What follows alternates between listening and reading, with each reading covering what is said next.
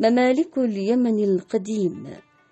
قامت وازدهرت ممالك اليمن القديم في جنوب غرب شبه الجزيرة العربية، حضارات مستقرة وصلت إلى مستوى عال من الرقي في مطلع الألف الأول قبل الميلاد، أكثر من 5000 عام من الحضارة، ملوك عظماء، آثار رائعة، معابد وحصون، جمال وإبداع، قوة وبأس، أساطير مدهشة، ممالك عظيمة. قامت وازدهرت ممالك اليمن القديم في مطلع الألف الأول ما قبل التاريخ، مرورا بالعصور المبكرة والوسيطة والمتأخرة، والتي أنتجت حضارة راقية. فمع مرور الوقت وتوالي الحقب التاريخية ولدت وازدهرت على الأرض اليمنية، قامت وتراجعت لتترك المجال لحضارات جديدة استندت على ما خلفته سابقاتها وأضافت عليها مميزات أخرى، فأنتجت تنوع حضاري وثقافي. تميزت اليمن عن غيرها من الحضارات القديمة، وتوضح الشواهد التاريخية أن تلك الحضارة خلفتها عدة ممالك، شغلت كل واحدة منها أحد الأودية التي تصب في الربع الخالي. وهذه الممالك الرئيسية هي مملكة سبأ، أوسان، قتبان، معين، حضرموت، حمير، بالإضافة إلى ممالك أخرى ظهرت وازدهرت لفترة من الزمن ثم اندثرت، كأمثال مملكة كندة وعاصمتها قرية في وادي الدواسر، ومملكة مهامر وأمير في نجران. وقد كان للثروات الطبيعية التي امتلكتها اليمن دورا رئيسيا في ازدهار تلك الممالك، كما لعبت التجارة دورا بارزا في انتشار الثقافة اليمنية على مساحات واسعة في شبه الجزيرة العربية، وتعدى ذلك إلى تأثيرها الكبير على بعض الحضارات الأخرى، إذ أقام اليمانيون مراكز ومستوطنات وثكنات عسكرية لتأمين طريق القوافل التجارية القديم والمعروف بطريق البخور، الممتد من طريق ميناء قنا على ساحل البحر العربي مرورا بمدينة شبوة ومأرب ووادي الجوف ومنه إلى نجران، حيث يتفرع طريق التجارة هناك إلى فرعين: الأول إلى قرية من وادي الدواسر، ومنه يتجه إلى هجر على ساحل الخليج، ومن ثم إلى بلاد وادي الرافدين، والفرع الثاني من نجران إلى يثرب ثم دادان ثم إلى البتراء، ومنه إلى ميناء غزة على البحر المتوسط. ويمر فرع آخر منه إلى دول الساحل الفينيقي وبلاد الشام. هكذا غدت المدن التي أقامها اليمانيون على هذه الطريق كمراكز لحماية طريق القوافل، غدت كنقاط اتصال حضاري مع شعوب شمال ووسط الجزيرة العربية، حيث نقل اليمانيون معهم لغتهم وثقافتهم من المراكز التي ازدهرت بشكل كبير، فأصبح بعضها مدائن كبيرة وبعضها أضحت ممالك ضخمة مثل دادان ولحيان، وبهذا أصبحت هذه الممالك ملتقى للتجارة من مختلف المناطق في شمال وجنوب شبه الجزيرة العربية. ومن الممالك اليمنية التي ازدهرت في اليمن قديما مملكة سبأ وعاصمتها مأرب، أشهر ممالك اليمن القديم وأقدمها وأوفرها حظا بالذكر في الكتب السماوية ولدى المؤرخين. وملكة مملكة سبأ الملكة بلقيس المذكورة في القرآن والتوراة شاهد على ذلك. كما أن الشواهد التاريخية الغنية التي خلفها السبئيون نقلت صورة شبه واضحة عن مملكة سبأ التي تأسست في 1000 الثانية قبل الميلاد، وربما أقدم من ذلك، استنادا على تأسيس سد مأرب القديم الذي يعود إلى 3500 قبل الميلاد. مركز الحكم قصر سلحين بالعاصمة مأرب. وعاصرت مملكة سبأ مملكة معين وقتبان وأوسان وحضرموت وحمير في الداخل، كما عاصرت مملكة آشور ومصر في الخارج.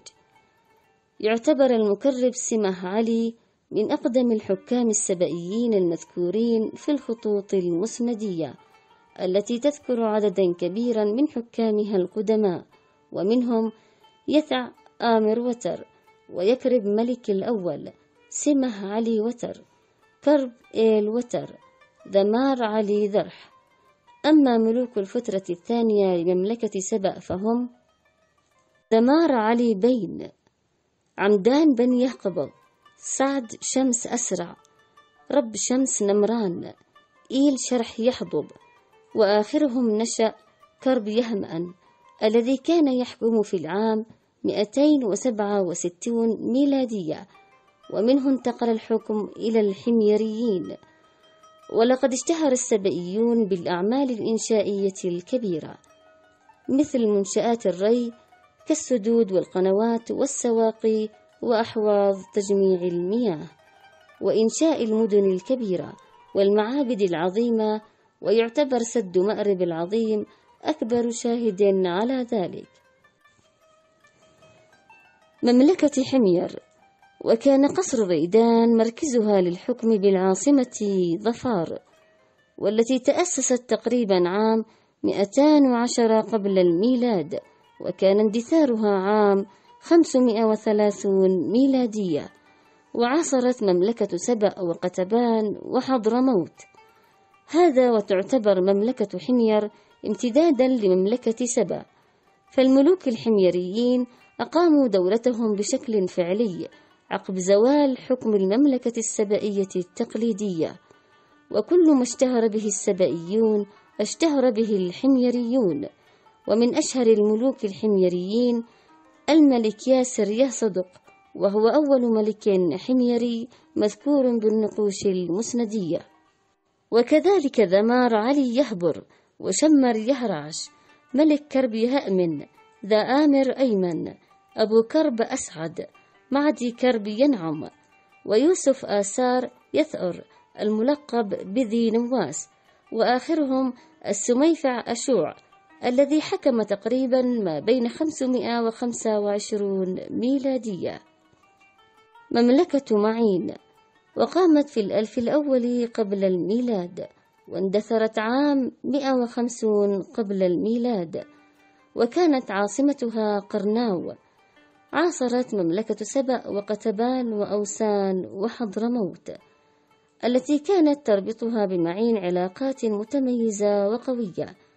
ومن أشهر ملوك مملكة معين إيل يفع يثع، وقه إيل ريام، يثع إيل صديق، أب يدع يثع، وقه إيل بن يثع إيل صدق. واشتهر المعينيون بتجارة البخور والعلاقات مع ممالك مصر والفينيقيين والإغريق، كما أسسوا محميات على طول طريق القوافل التجارية، بعضها غدا ممالك مستقلة مثل الدادان ولحيان. مملكة قتبان، وتأسست بين منتصف القرن 7 والتاسع قبل الميلاد، واندثرت تقريبا عام 50 قبل الميلاد، وعاصمتها تمنع. عاصرت ممالك سبأ وحضرموت ومعين وأوسان. من أشهر ملوكها يدع أب ذيبان بن شهر، وقه إيل يتع، وشهر يجل يهرحب، وروائيل غيلان، والذي سكت عملة ذهبية قتبانية في عهده. وآخر ملوك قتبان هو نبط يهنعم. ومن أهم ما تميزت به مملكة قتبان المشاريع التنموية الكبيرة كالطرق التي أقامها الملوك لتسهيل مرور القوافل التجارية. ويعتبر ممر مبلقة الرابط بين وادي بيحان ووادي حريب، والذي تم تمهيده بالأحجار، من أهم المشاريع التنموية، والذي يبلغ طوله 4800 متر تقريبا، وبعرض 5 أمتار، ويعمر بطرق وعرة ومسالك جبلية كان من الصعب المرور فيها، كما أن القوانين التجارية التي أصدرها ملوك قتبان تعتبر من أرقى القوانين التي حافظت على مركز الدولة وحقوق المواطنين والتجار. مملكة حضرموت يرى المؤرخون بأن العصور الملكية فيها ظهر في أواخر القرن 11 قبل الميلاد، وهناك رأي آخر يقول بأنها ظهرت في أواخر القرن 5 قبل الميلاد. تعتبر ميفعة أقدم عاصمة لمملكة حضرموت، وبعد ذلك اتخذت من مدينة شبوة عاصمة لها. كان مركز الحكم في مملكة حضرموت، واحتوت مدنها على العديد من الحصون والقصور والمعابد. وتعتبر فترة ما بين القرن 4 والأول قبل الميلاد العصر الذهبي لمملكة حضرموت، ففي هذه الفترة تم تأسيس قصر شقرة وميناء سمهرم وميناء قنا على ساحل بحر العرب. وتجدر الإشارة إلى أن الخطوط المسندية تؤكد أن الملك سمهرم علهان هو من قام ببناء وتأسيس ميناء سمهرم في ظفار عمان، والذي ظل يحمل اسمه حتى اليوم. ومن أشهر ملوكها صادق إيل، شاهر علان، يدع إيل بن رب شمس، إيل سمع ذيبان، إيل عزيليط. وكان آخر ملوكها يدع أب غيلان بن غيلان. اشتهرت مملكة حضرموت بالتجارة واستيلائها على ظفار، المورد الرئيسي لللبان والبخور أيضا، واستخرج تلان والكندر، حيث كان يتم تصديرها عبر ميناء سمهرم وميناء قنا. واستمرت مملكة حضرموت حتى أخضعتها الحملات السبئية الحميرية في أواخر القرن 3 الميلادي. مملكة أوسان لا توجد نقوش تثبت تاريخ ظهورها، لكن نهايتها كانت على يد الملك السبئي كرب إيل وتر، الذي حكم في منتصف القرن 7 قبل الميلاد، عندما شن حملات عديدة على أطراف شاسعة ومتباعدة من اليمن حسب ما ورد في نقش النصر. عاصمة مملكة أوسان كانت في وادي مرخى، وامتدت أراضي مملكة أوسان إلى السواحل الجنوبية لليمن، وكان ميناء عدن وموزع تحت سيطرتها. ازدهرت التجارة البحرية مع الممالك الإفريقية، مع العلم بأن الساحل الإفريقي كان يعرف عند المؤرخين اليونان بالساحل الأوساني. من الملوك الأوسانيين المذكورين بالنقوش الأوسانية يصدق إيل فارع، زيد سيلان بن معد ييل، مرتون بن ذكر إيل بن عم يكرب، وهو آخر حكامها، الذي كان معاصرا للملك السبئي كرب إيل وتر. لتبقى اليمن أصل الحضارة والتاريخ وأصل العروبة والعرب. لا تنسوا الاشتراك بالقناة وتفعيل زر الجرس ليصلكم كل جديد. انتظرونا في حلقة جديدة من برنامج رحال. كنت معكم من الإعداد والتقديم هيام الكحيلي. دمتم في رعاية الله وحفظه.